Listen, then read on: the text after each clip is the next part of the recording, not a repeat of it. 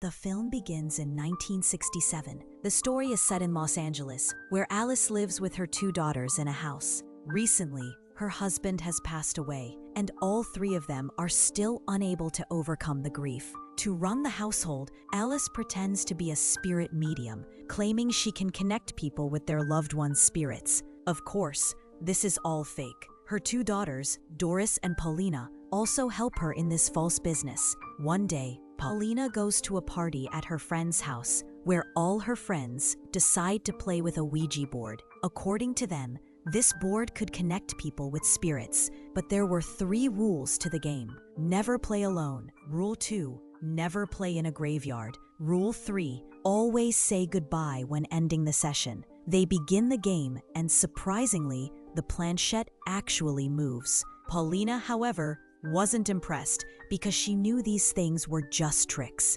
Just then, her mother arrives to pick her up, and on the way home, Paulina suggests that they should also buy a Ouija board for their own house. That way, it would be easier to fool their clients. Alice agrees, and the very next morning, she brings a Ouija board home. After placing it in the house, she goes to pick up Doris from school. At school, we see Doris being bullied by other kids, but she hadn't shared this with anyone. Alice then brings Doris home and decides to try the Ouija board. But remember, the rules of the game were clear. You should never play alone. Yet Alice was playing all by herself. While playing, she noticed the bedsheet nearby began to move. Alice then started asking questions to any spirit present, but she received no answers. At least, not on the board. Instead, upstairs we see Doris was now possessed, and she was answering all the questions Alice was asking through the board. When Alice asked the spirit's name, Doris spoke out, Marcus, meaning the spirit that had possessed Doris was named Marcus. And soon after Alice stopped the Ouija session downstairs, Doris also came out of possession upstairs. But Alice had broken another rule. She hadn't said goodbye. Later that night, Doris approached the Ouija board herself. She knew it could connect with loved ones' spirits, so she tried to contact her father, Roger. And shockingly, the planchette moved again. She believed she was now in contact with her dad. Tom, who was running the school, called Alice to the school. He suspected that Doris's homework that day had been done with Alice's help, but that wasn't true. Doris had actually done her homework brilliantly. She had never performed so well at school before. Anyway, Alice then took Doris back home, and soon after, they faced another problem. Their home was about to be seized because ever since her husband Roger passed away, Alice hadn't been able to pay the house taxes. Alice and Paulina were deeply troubled by this. While inside, Doris was still busy with the Ouija board.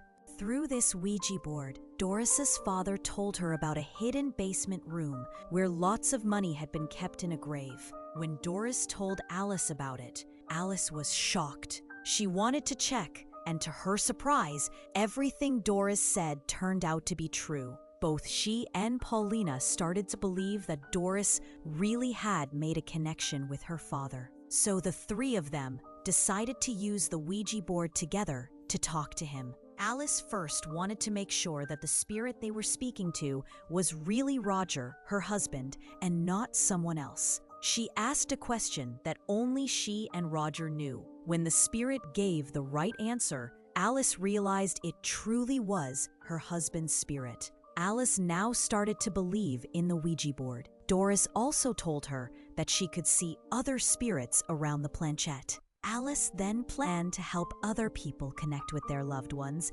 using Doris and the Ouija board. Paulina refused to be part of this plan, but Alice continued anyway.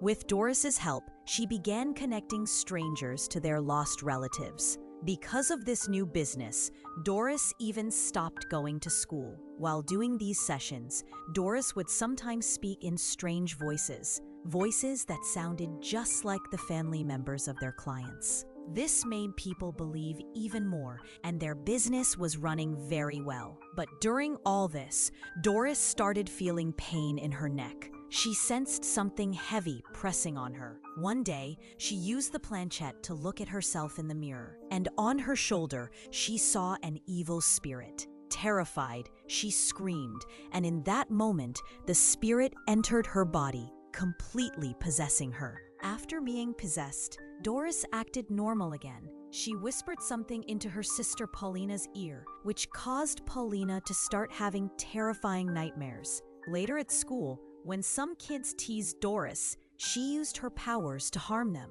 Back at home, Paulina's friend came over. While speaking with him, Doris behaved strangely and creepily. She even described in detail how it feels to die from strangulation, what kind of pain it causes. Her words unsettled him. That night, Paulina discovered that the lips of her doll had been sewn shut. Thinking Doris had done it, she got angry, but Doris denied it. She said Dad did it because he wants to silence all the voices in this house. She meant the voices she had been producing lately. Hearing this, Paulina became afraid and told Alice she thought Doris was going insane because of her strange behavior. Later, they saw Doris had written strange notes in the Polish language. Even though no one in the house knew Polish, Paulina took the papers to Father Tom at school and asked him to translate them. After reading, Father Tom came to their home. He requested an Ouija session,